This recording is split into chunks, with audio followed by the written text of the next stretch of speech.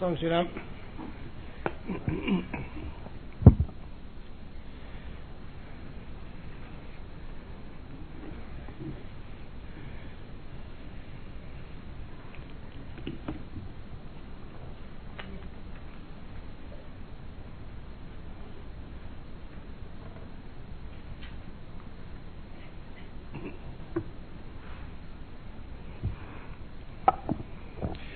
Donc, toujours à l'intention du public, ces conférences-là sont à l'intention du public, et toujours dans le cadre de l'évolution de la psychologie évolutionnaire, le développement de la psychologie évolutionnaire chez l'homme. Un des aspects importants à comprendre dans le développement de la conscience supramentale, c'est le lien qui existe entre l'homme en tant qu'ego et la partie invisible de son être que l'on situe sur le plan mental, c'est-à-dire sur un plan d'énergie qui représente parfaitement sa personnalité. Vous savez que lorsque vous pensez, même si vous pensez de manière subjective, la pensée que vous avez représente toujours un aspect de votre être. Si vous êtes en télépathie, la pensée que vous recevez aussi représente un aspect de votre être, par contre, avec cette différenciation que la pensée, une fois décousue de la personnalité, vibre d'une manière différente. Et c'est ce côté-là que je veux développer. Quand je dis que la pensée consciente ou la pensée télépathique vibre de manière différente, je veux dire qu'une pensée conscientisée ne peut pas être altérée par l'ego.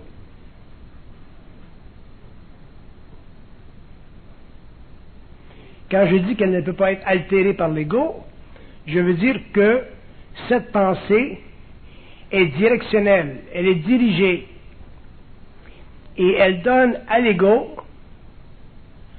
un semblant de réalité qui est prépersonnel, c'est-à-dire qui n'est pas entaché par sa conscience à lui.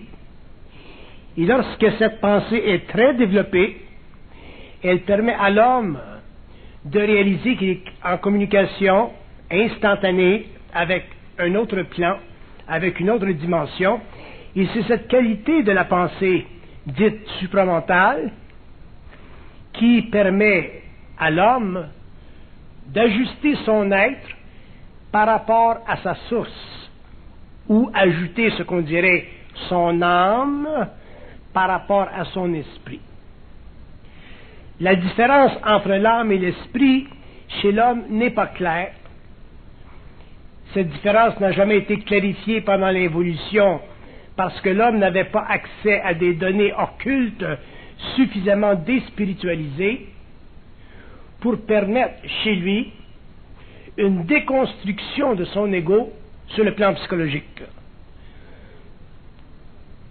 Lorsqu'un homme est en communication télépathique avec le plan mental, il vit, il expérimente, il connaît instantanément une déconstruction psychologique de son ego, c'est-à-dire qu'il expérimente un niveau ou un autre de présence chez lui.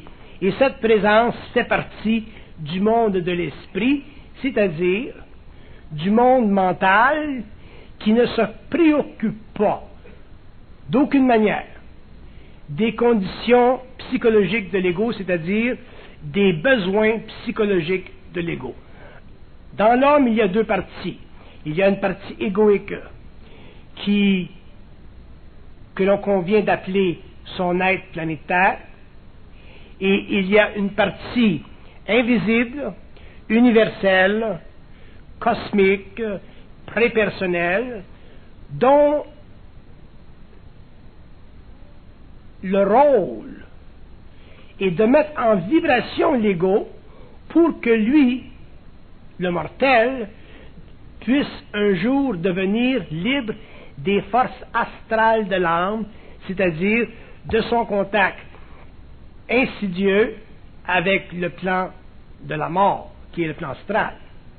Ceci donne à l'homme un avantage sur le plan de la connaissance de soi, ça donne à l'homme un avantage sur le plan de la conscience mentale, mais ça ne lui donne pas nécessairement un avantage sur le plan matériel en ce qui concerne les conditions sociologiques, psychologiques de l'ego. Autrement dit, ce qu'un homme veut sur le plan matériel fait partie de sa conscience planétaire. Ça ne fait pas nécessairement partie d'un plan de vie occulte ou initiatique qui résulte de son contact télépathique avec le plan mental. Donc, il y a, dans un sens, deux évolutions chez l'homme qui se produisent en même temps. Une évolution personnelle, socio-culturelle, qui fait partie de son environnement, de ses besoins, et il y a une évolution occulte, initiatique, solaire, mentale, extrêmement occulte, qui fait partie de la descente de son esprit dans la matière pour éventuellement, au cours de l'évolution, soit personnelle ou sociale, créer une fusion, c'est-à-dire une unité entre le plan de la matière et les plans subtils de l'esprit. Cette condition fait partie de l'évolution parce que cette condition constitue pour l'être humain une déconstruction de son ego psychologique, c'est-à-dire une façon de voir, une façon d'être qui ne peut pas être pensée ou réfléchie par l'ego, mais qui éventuellement fait partie de sa conscience, donc de sa science, parce que l'ego finalement est allumé, l'ego est éclairé à partir de plans supérieurs à sa conscience psychologique. Pendant l'évolution, c'est-à-dire pendant les millénaires qui ont servi à la formation chez l'homme d'une conscience planétaire, donc d'un ego ultimement développé, un ego où l'intellect est devenu pour lui sa mesure de la réalité matérielle, la lumière ne pouvait pas éclater dans l'homme parce que, comme je disais tout à l'heure, lorsque la lumière éclate dans un ego, elle déconstruit sa conscience psychologique. Donc, la lumière a été retenue chez l'homme pendant des millénaires et cette retenue a créé ce qu'on appelle l'involution, c'est-à-dire l'incarnation de l'âme, le développement d'une conscience planétaire, le développement d'un ego au profit seulement d'une conscience mortelle, mais non pas au profit d'une conscience immortelle, c'est-à-dire au profit d'une conscience qui ne s'endort jamais dans la mort astrale une fois que les corps subtils se sont séparés du corps matériel et que l'homme finalement a laissé derrière lui sa nature purement planétaire. Dans l'évolution, si on doit faire un constat instantané pour rejoindre l'avenir avec le présent, l'homme, en tant qu'individu, découvrira que la substance même de son être est directement liée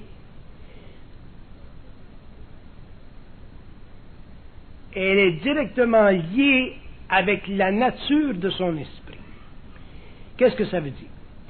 La nature de son esprit, c'est la partie de son intelligence qui est sans voile. La partie de son intelligence qui n'est pas colorée par les voiles de l'âme.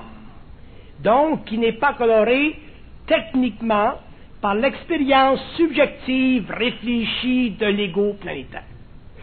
Quand on parle d'une intelligence supramentale, ou quand on parlera d'une intelligence supramentale, quand on parlera d'une intelligence conscientisée, on parlera d'une intelligence qui a la capacité d'être en mouvement, en expression, sans être colorée par les aspects plus rudimentaires, plus fondamentaux d'une conscience planétaire qui exerce son droit psychologique d'être libre, mais à l'intérieur des conditions établies par une culture ou la mémoire d'une race.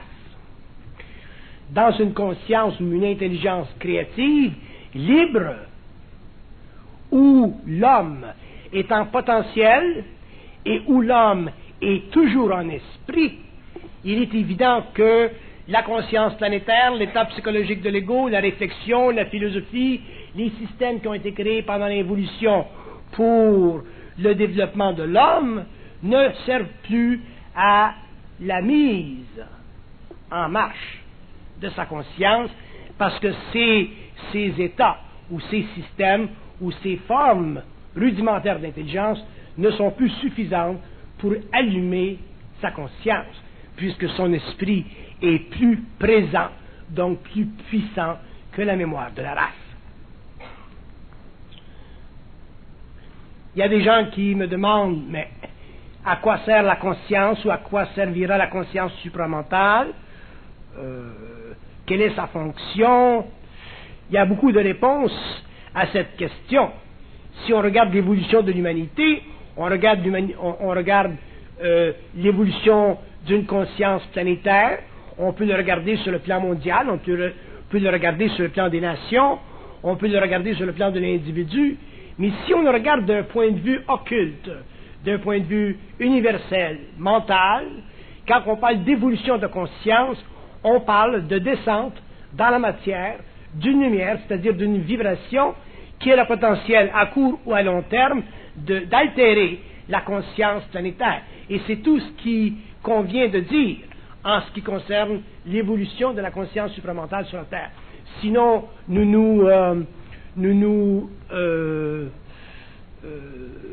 nous enfermons dans des formes, nous nous enfermons dans des structures et nous voulons utiliser des mesures de temps pour évaluer un mouvement d'énergie qui fait partie de l'ordre des choses et d'un ordre extrêmement occulte des choses, de sorte que l'homme, éventuellement en tant qu'ego, ne peut plus saisir fondamentalement la nature de sa source. Pendant l'évolution, on a été obligé de traiter avec les mystères. Toutes les religions ont traité avec les mystères. Tous les hommes ont traité avec les mystères. Tous les systèmes ont essayé d'expliquer les mystères.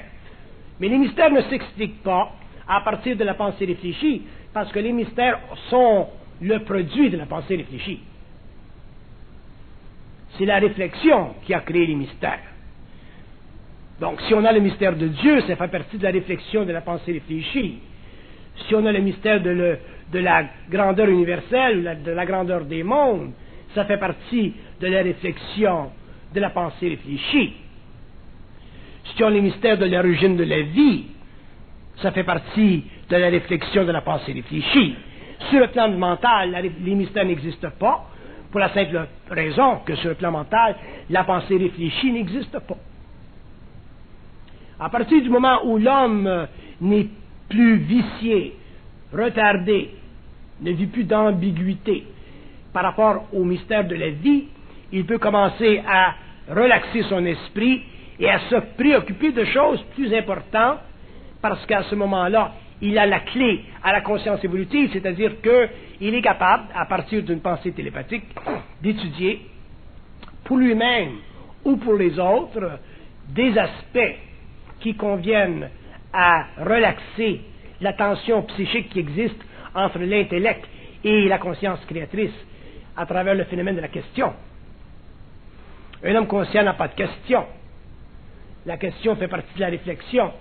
La question fait partie du besoin de l'homme d'établir un ordre créatif entre son mental qui ne voit pas et un mental qui verrait. La réflexion ou la question, c'est une manière d'être. Simplement, ce n'est pas une conscience en évolution. La question, elle est nécessaire pour l'homme qui développe son intellect, elle est nécessaire pour l'homme qui développe des systèmes, elle est nécessaire pour l'évolution, mais dans l'évolution, la question disparaîtra et l'homme n'aura que des réponses. Qu'est-ce que ça veut dire avoir des réponses? Avoir des réponses, ce n'est pas avoir des réponses à des questions. Avoir des réponses, ça veut dire être capable de répondre aux questions lorsque des questions nous viennent de l'extérieur de soi. Donc, un être conscient n'a pas de questions, mais peut avoir des réponses à des questions. Et ce sera la condition de l'homme futur, de l'homme en évolution, de l'homme conscient, de l'homme qui aura une conscience télépathique, parce qu'à partir du moment où cette télépathie s'engendrera chez lui, il n'aura plus besoin de vérifier la nature de sa connaissance, puisqu'il sera dans l'essence de sa nature. Étant dans l'essence de sa nature, il lui sera très facile de reconnaître, d'établir et de foncièrement régler des problèmes de questions, des problèmes de philosophie qui ont fait partie de l'évolution, c'est-à-dire qui ont fait partie du temps dans le développement de l'homme où il dut développer des structures psychologiques pour se réconforter sur le plan moral devant l'immensité de la vie. À partir du moment où l'homme aura cessé ce mouvement ambigu, ce mouvement réflectif, et qu'il aura finalement commencé à constater qu'il est un être de lumière, non pas dans le sens spirituel, mais dans le sens créatif du terme, et qu'il a le droit, la parole, le pouvoir de saisir dans le moment instantané, la nature de la réponse à la question. Mais ceci ne se produira que lorsque l'homme aura finalement découvert qu'il a l'autorité de dicter, de développer, d'établir et de créer la fondation de sa conception par rapport au monde, soit matériaux ou spirituels ou universels. Si l'homme ne sent pas qu'il a l'autorité de développer, l'autorité de définir la réalité des mondes, il est évident qu'il n'aura pas l'autorité à partir du mental, et à ce moment-là, il sera obligé de réfléchir sur l'autorité des autres, et c'est ce que l'homme a fait pendant l'évolution. Il a réfléchi sur l'autorité des églises, il a réfléchi sur l'autorité des philosophes, il a réfléchi sur l'autorité des maîtres, mais il n'est jamais devenu lui-même son propre auteur. Pourquoi? Parce que justement, la pensée télépathique ou la conscience mentale n'existait pas, ne faisait pas partie de ces temps nouveaux qui, aujourd'hui, commencent à déferler sur le monde pour finalement apporter un peu de clarté à des hommes qui, depuis très longtemps, se cachent derrière les voiles.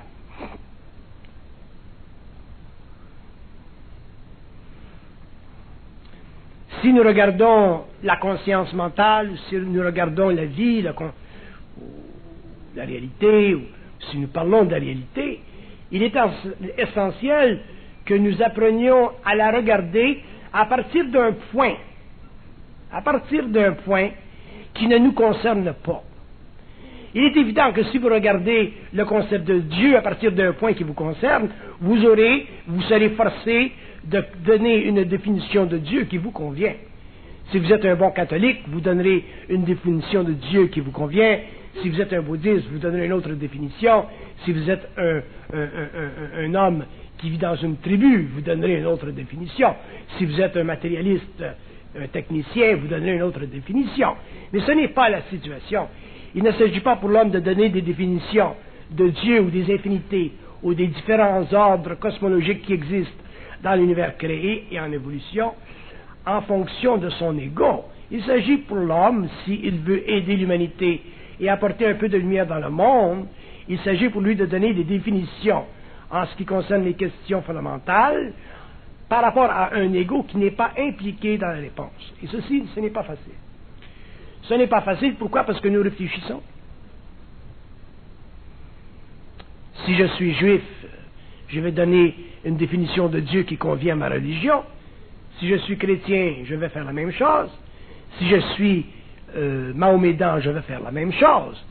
Et toutes ces définitions que nous donnons face à certains concepts qui nous concernent en tant qu'humains ou en tant qu'êtres planétaires, divisent les hommes au lieu de les unifier.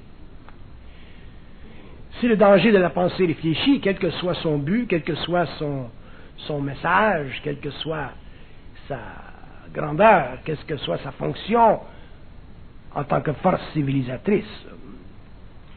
Donc, pourquoi le concept d'évolution et le concept d'une conscience télépathique est si important dans les temps qui viennent? Parce que viendra un temps dans l'évolution de l'homme, et je parle de l'homme en tant qu'individu, je ne parle pas de l'homme en tant qu'être collectif. il deviendra essentiel que l'homme soit capable, finalement, de dicter, à partir de lui-même, les conditions qui établissent les normes de la réalité. Et ceci, il le fera en fonction de son évolution, en fonction de sa conscience, en fonction de sa télépathie, en fonction du rapprochement qui existera entre lui et son esprit. Mais l'homme, pour traiter ou travailler avec l'esprit, ne comprend pas le mécanisme. L'homme croit que l'esprit, c'est un étranger qui est près de lui, que l'esprit est une présence qui doit se plier à sa conscience planétaire, alors que l'esprit est une lumière qui doit le pénétrer auparavant pour, avec le temps, en arriver à créer une unité suffisamment stable pour que l'homme, à ce moment-là, soit créatif et n'utilise pas la parole en fonction de mécanismes spirituels ou astralisés, parce qu'à ce moment-là, la parole deviendrait dangereuse, parce qu'elle serait fondée ou elle chercherait à produire dans le monde une vérité quelconque. Donc une parole qui veut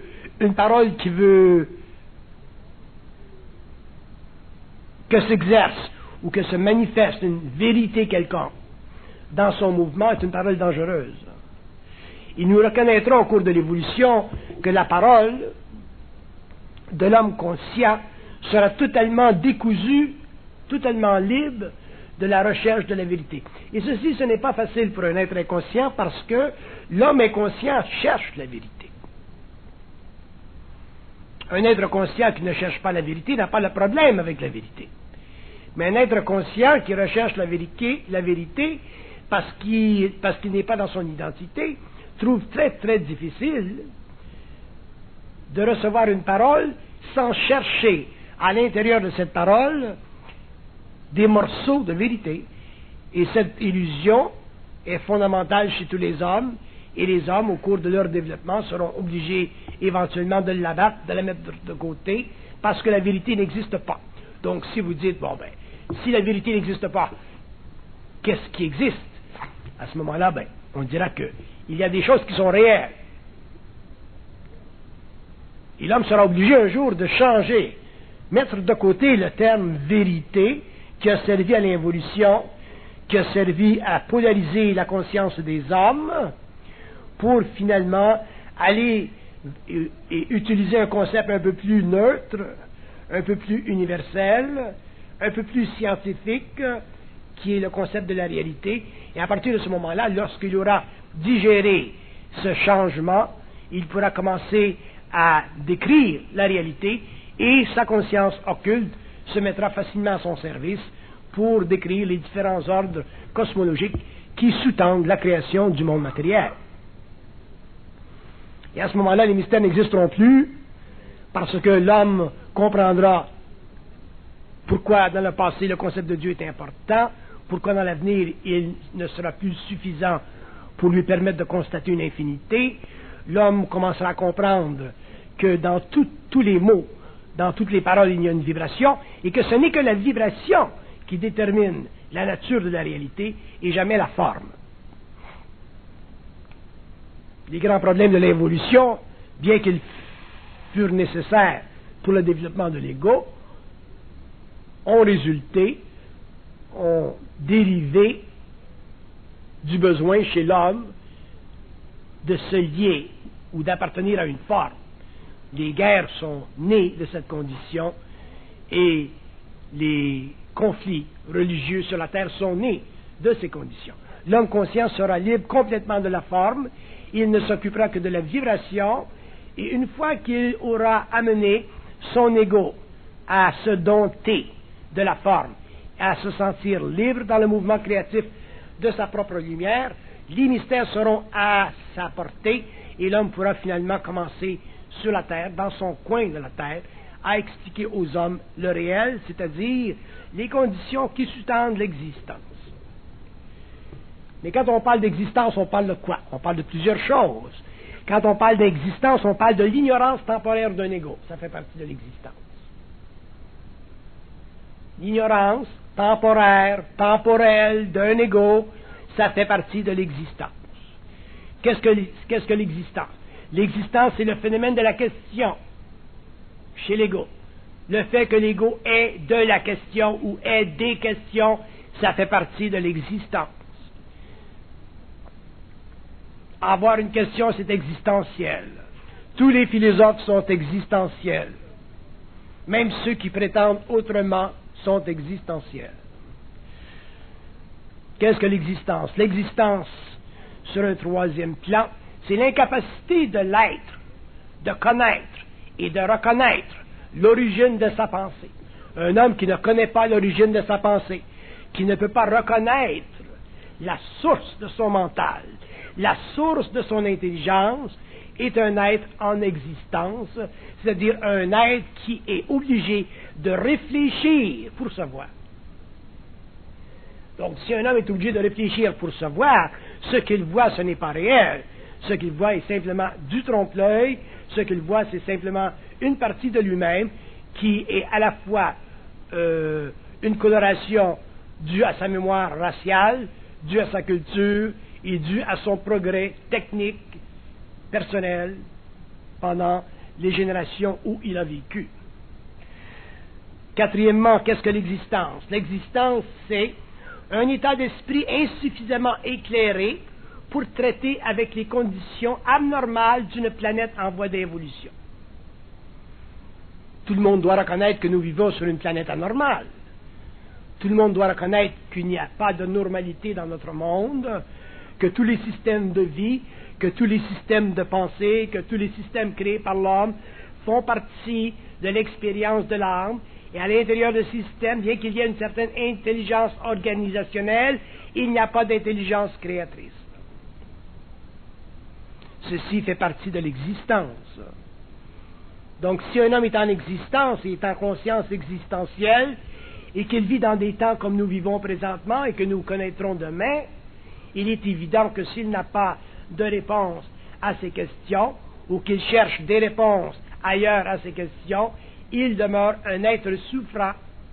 Et les hommes sont des êtres souffrants, qu'ils soient riches ou pauvres. L'homme est un être souffrant parce qu'il est dans l'existence. Une autre définition de l'existence. L'existence est une condition psychologique qui fait en sorte que l'ego n'est pas capable de s'habituer à reconnaître instantanément qu'il est intelligent. Un ego qui ne peut pas instantanément reconnaître qu'il est intelligent est dans un degré plus ou moins développé d'existence. Alors qu'un ego qui reconnaît avoir plus d'intelligence, dans le sens créatif du terme, d'être plus dans son intelligence, dans un sens créatif du terme, il est moins dans l'existence, c'est-à-dire qu'il est moins assujetti aux lois planétaires, non pas parce qu'il en est décousu, mais parce qu'il les comprend, et donc il peut s'adapter facilement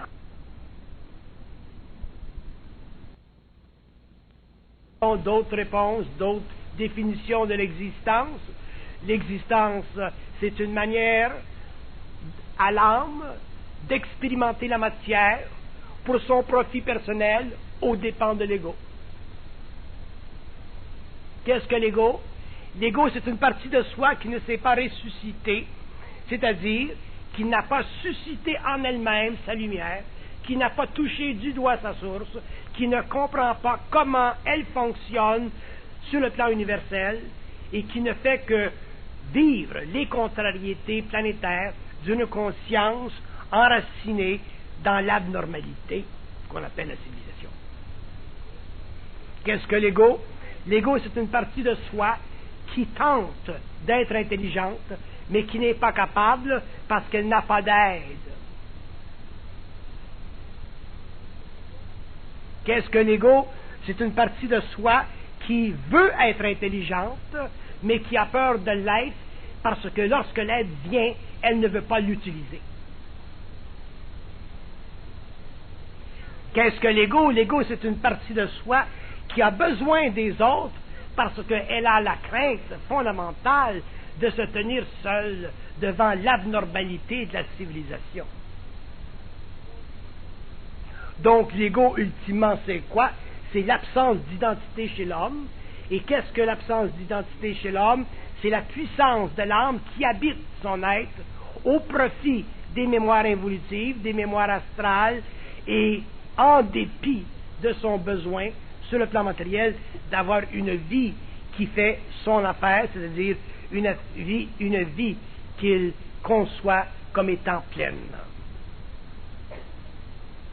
Je vous donne ces définitions pour vous permettre de saisir certaines choses à partir d'un plan qui nous permet finalement aujourd'hui de constater la réalité de l'homme et son irréalité psychologique, afin de pouvoir un jour finalement commencer à grandir et à entrer dans notre potentiel. Le thème de l'existence doit être touché, parce que l'existence, c'est une définition psychologique interprétée par l'ego, donnée par l'ego, pour lui permettre de se convaincre,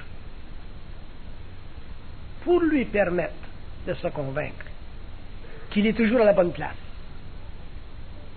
Alors que l'ego n'est jamais à la bonne place.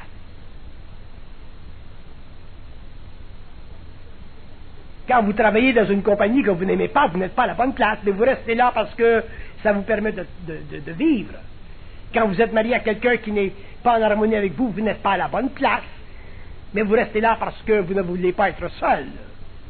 Il y a plein de choses dans la vie qu'on fait parce qu'on n'est pas à la bonne place. Et si on était à la bonne place, ou si la civilisation était à la bonne place, la civilisation se détruirait instantanément. Donc l'ego, c'est une chose, c'est un état qui permet à l'homme de ne pas être à la bonne place. Et lorsque l'homme réalise qu'il n'est pas à la bonne place, il commence à s'inquiéter parce qu'il a peur de faire les mouvements nécessaires pour se replacer. Il y a une inertie chez l'homme, il y a une inertie chez l'ego, et on trouve cette inertie beaucoup plus grande chez les peuples un peu moins fortunés que nous en Amérique, les vieux peuples de l'Asie, les vieux peuples en Afrique, ou les individus qui cherchent à se retirer de ces égrégores planétaires ont toute la difficulté du monde à se retirer. Pourquoi? Parce que il y a la mémoire de la famille, il y a les liens de la famille, il y a les liens de la race, il y a les liens de religion, il y a des liens à tous les niveaux qui empêchent l'homme de se replacer.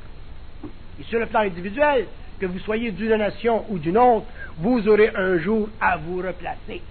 Si ce n'est pas un problème de replacement sur le plan matériel, si vous n'avez pas à vous replacer dans le cadre d'une dimension physique, vous aurez à vous replacer sur le plan psychologique. Replacer veut dire se tourner de bord. Replacer veut dire regarder les choses d'une autre façon. Replacer veut dire commencer finalement à voir clair.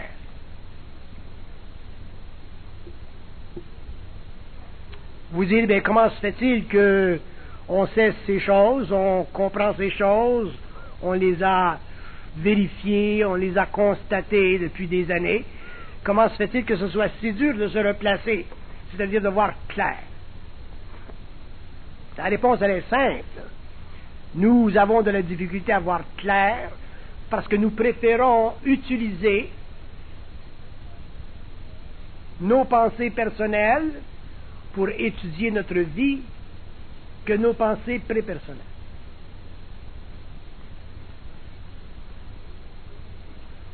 Nos pensées personnelles font partie de notre personnalité, elles font partie de notre sécurité, elles font partie de notre monde que nous avons créé depuis que nous sommes jeunes, alors que les pensées prépersonnelles qui sont issues d'une télépathie universelle n'ont aucune émotion, c'est-à-dire qu'elles ne sont aucunement rattachées à ces besoins qui flirtent avec l'ego.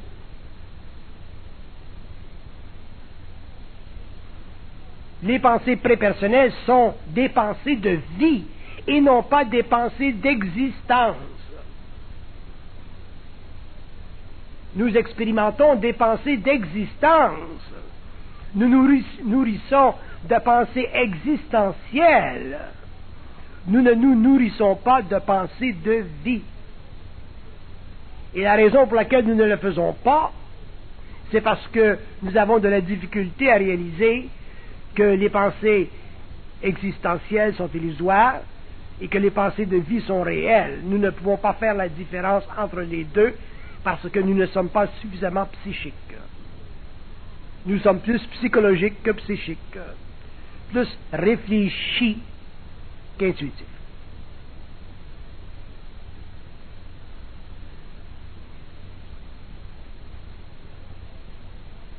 Les hommes ont essayé pendant des siècles et des millénaires à étudier la condition humaine.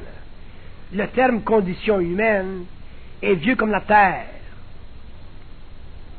Et pourquoi ce terme de condition humaine persiste-t-il aujourd'hui, au XXe siècle, alors que nous avons développé un intellect merveilleux, une technologie envahissante?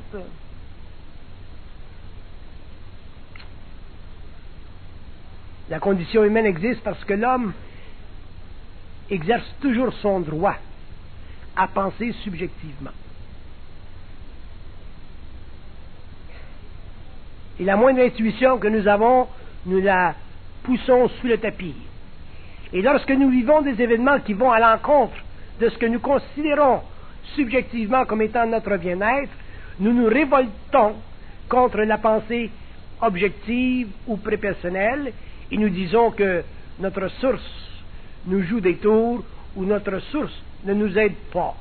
Ce n'est pas le rôle de notre source de nous rendre intelligents. Son rôle, c'est de nous donner la clarté. C'est à l'homme d'être intelligent. Et comment l'homme devient intelligent? Quand il apprend à utiliser cette clarté qui lui est transmise, apportée à la source. Et de cette façon, l'homme pourra passer d'une condition existentielle à une condition créative et vitale, et cessera finalement d'être un être abattu et deviendra un être en voie d'évolution, toujours prêt à conquérir les espaces inconnus de sa conscience, c'est-à-dire les plans extrêmement créatifs de son moi universel.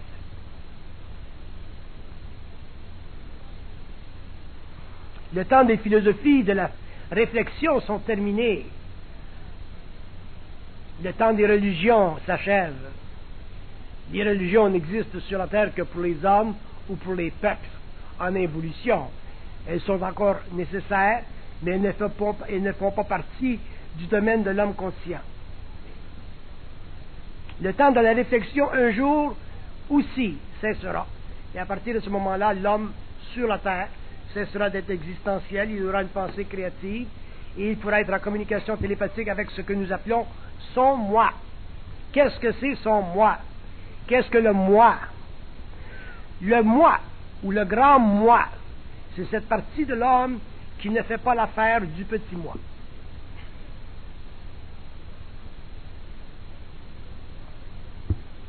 Le grand moi ne fait pas partie, ne fait pas l'affaire du petit moi, il ne fera jamais l'affaire du petit moi.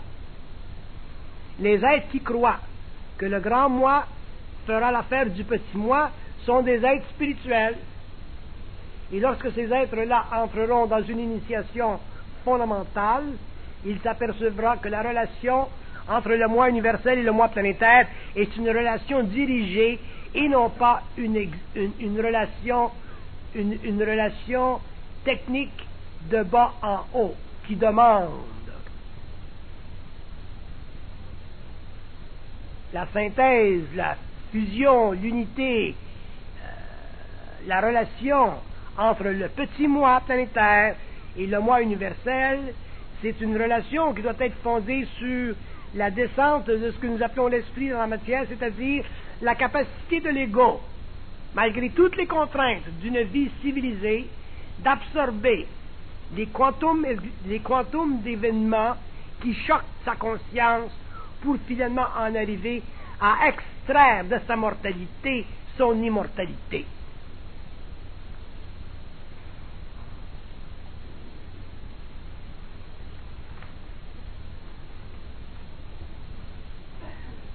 Quand je parle d'immortalité, je ne parle pas d'immortalité dans le sens que l'ego veut la comprendre, c'est-à-dire ne pas mourir.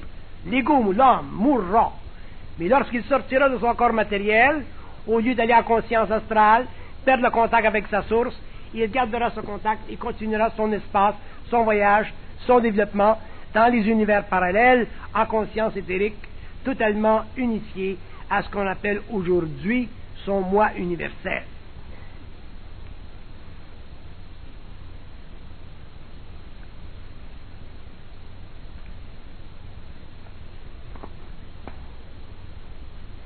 L'homme a besoin de comprendre que sa réalité se définit à travers ses actes et non pas à travers ses pensées.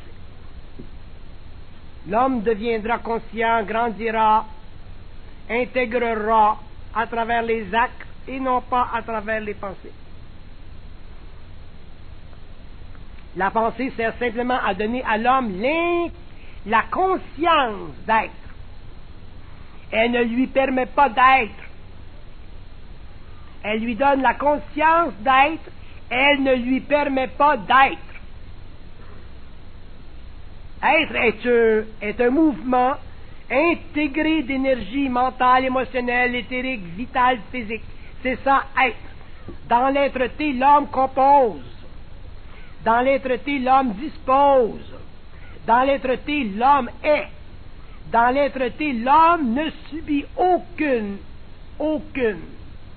perte d'énergie. Alors que dans le cas contraire, dans la non-être-té, dans l'existence, dans le mouvement incessant de sa pensée réfléchie, qui essaie d'évaluer la nature de la vie et constater ses échecs ou ses mouvements utiles, l'homme est incapable de saisir jusqu'à quel point il est autonome et en puissance. Le problème de l'évolution et tout ce que je reproche à l'évolution en tant qu'initié, ça a été le temps perdu, les siècles perdus sur la Terre au profit des forces astrales, c'est-à-dire au profit des forces du monde de la mort qui utilisent la pensée de l'homme pour habiter son esprit incarné afin de lui donner l'aisance psychologique qu'on appelle l'ego réfléchi. Heureusement pour ceux qui ont des liens astraux suffisamment évolués, ils ne souffrent pas trop, mais imaginez-vous ceux qui sont possédés par des forces astrales de bas niveau et qui connaissent la folie, la dégradation de l'être, la perdition de la conscience et l'évanouissement pendant toute une vie de l'espoir de vivre.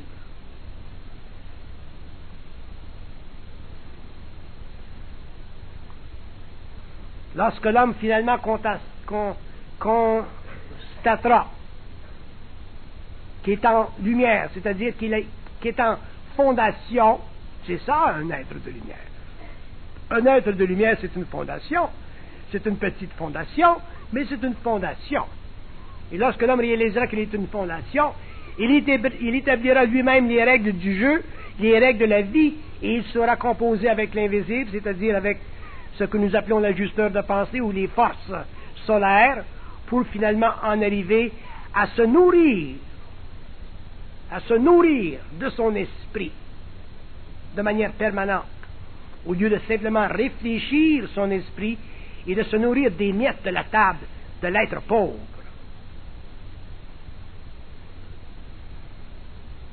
Aucun homme n'est semblable à l'autre, nous sommes tous différents. Il n'y a aucune réplique, il n'y a aucune âme comme l'autre, il n'y a aucune conscience planétaire semblable à l'autre, mais il y a des principes universels qui touchent tous les hommes, qui touchent tous les êtres, autant sur le plan matériel que sur le plan astral, que sur le plan éthérique, que sur les plans morontiels.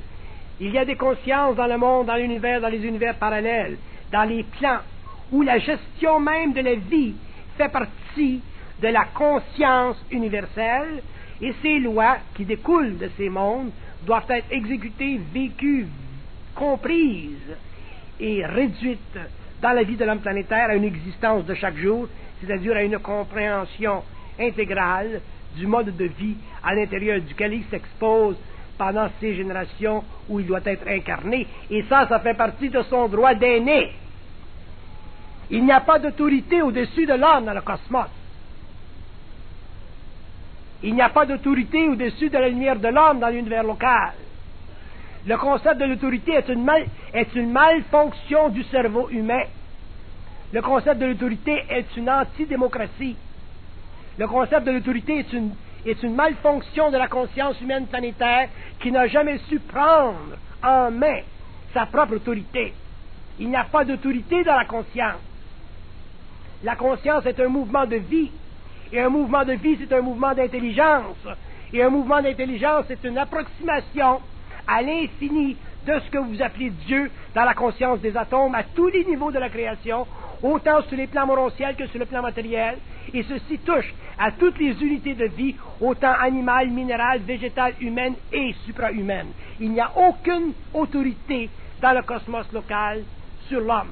Et lorsque l'homme aura compris ceci, il reprendra en main sa conscience, il reprendra en main sa parole, il reprendra en main sa façon de vivre, et il saura que la relation qui existe entre lui et les mondes parallèles est une relation de transmutation, c'est-à-dire d'élévation de conscience, d'élévation d'énergie et de transmutation de lumière à tous les niveaux de son potentiel vivant.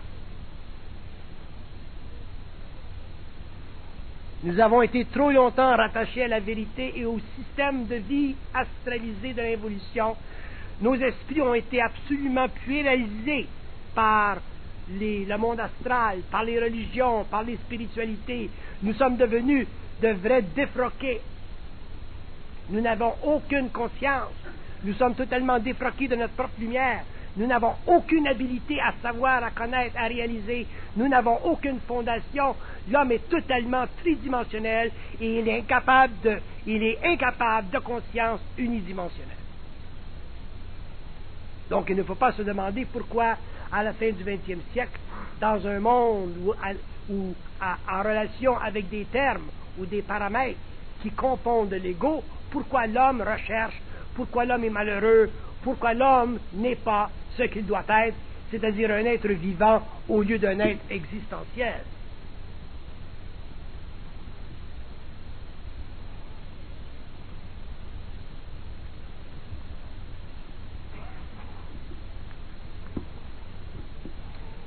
Si vous voulez vous connaître vous-même, si vous voulez bénéficier de vous-même, si vous voulez bénéficier de votre intelligence, si vous voulez être bien dans votre peau, si vous ne voulez pas être des êtres à part de vous-même, vous serez obligé avec le temps de vous habituer à intégrer les événements dans votre vie que vous considérez offensants. Si vous n'êtes pas capable d'intégrer ces événements dans votre vie qui offensent votre nature humaine, votre nature planétaire, vous demeurerez victime de pensées réfléchies, vous demeurerez victime d'un ego planétaire et vous n'aurez aucune préscience, c'est-à-dire que vous ne serez pas capable d'expliquer votre propre mystère personnel et, naturellement, si vous n'êtes pas capable d'expliquer votre mystère personnel, vous certainement ne pourrez pas expliquer les mystères de l'humanité. Il doit venir un temps au cours de l'évolution où l'homme cesse de se chercher. Parce que se chercher, c'est une insulte à son intelligence.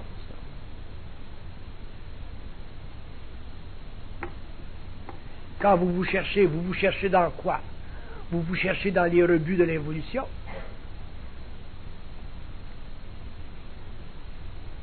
Vous vous cherchez dans le merdier de vos pensées. Vous vous cherchez dans la connerie de votre mental subjectif.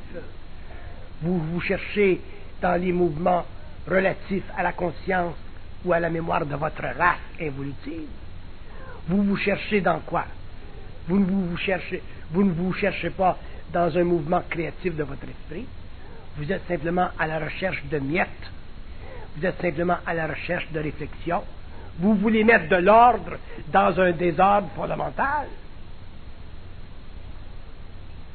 Et lorsque, de temps à autre, vous avez l'esprit qui vous crée une condition vous permettant de vous reconnaître, de vous saisir, de vous mettre en mouvement, de vous mettre en puissance, vous tournez le dos et retournez en arrière. C'est l'histoire de l'humanité.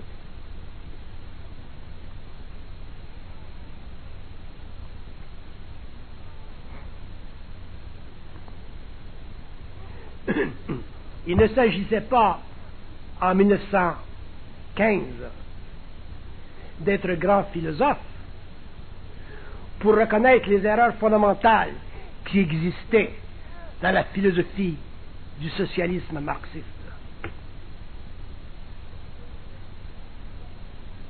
Lorsqu'un État enlève à l'homme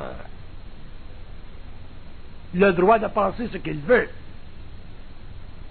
déjà il y a danger, même si on parle de pensée subjective. Et des générations sont passées au fil de l'épée, et nous nous retrouvons aujourd'hui, en 1998, avec un État effondré, un pays très riche en potentiel, et un peuple totalement malheureux, parce que nous avons encore aujourd'hui une oligarchie qui mène le peuple sur le plan économique, comme nous avions dans le passé une oligarchie qui menait le peuple sur le plan d'idéologie. Quand est-ce que les hommes vont comprendre? Et pas simplement les simples, pas simplement les hommes non éduqués, ont été entrappés dans cette condition, dans cette réflexion. Mais même les luminaires européens, même les Jean-Paul Sartre, même les André Gide,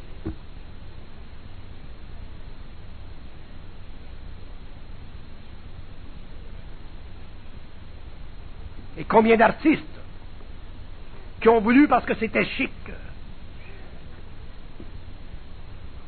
de flirter avec un système de pensée qui enlevait à l'homme sa nobilité, son droit de penser, même subjectivement. On ne parle pas de pensée objective, on parle de pensée subjective. Droit de prier, droit de religion.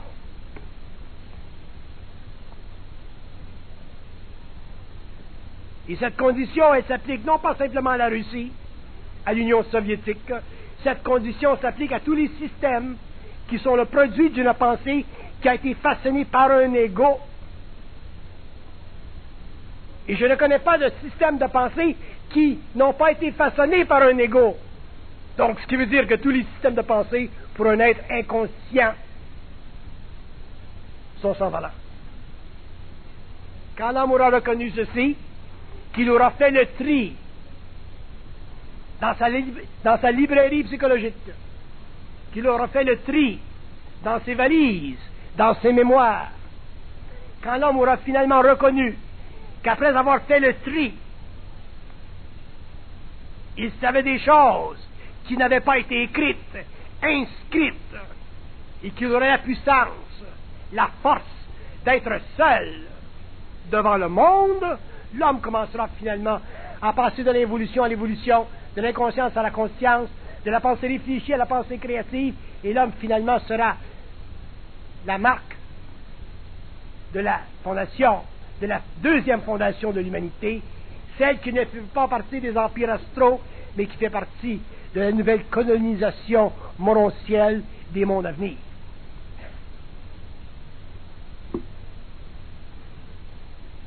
Il y avait, en 1950, un homme, un Américain, de grande tenue sociale, de grande envergure, qui appartenait à un établissement scientifique et qui disait « Jamais les hommes vont envoyer un homme sur la Lune, c'est impossible. » En 1959, je ne dis pas 1859, je dis 1959. Si un homme bien placé ne peut pas voir le potentiel d'une humanité aveugle, mais techniquement compétente, imaginez-vous à quel point nous en sommes aujourd'hui pour voir. Sommes-nous bien placés pour voir le potentiel d'une humanité vivante?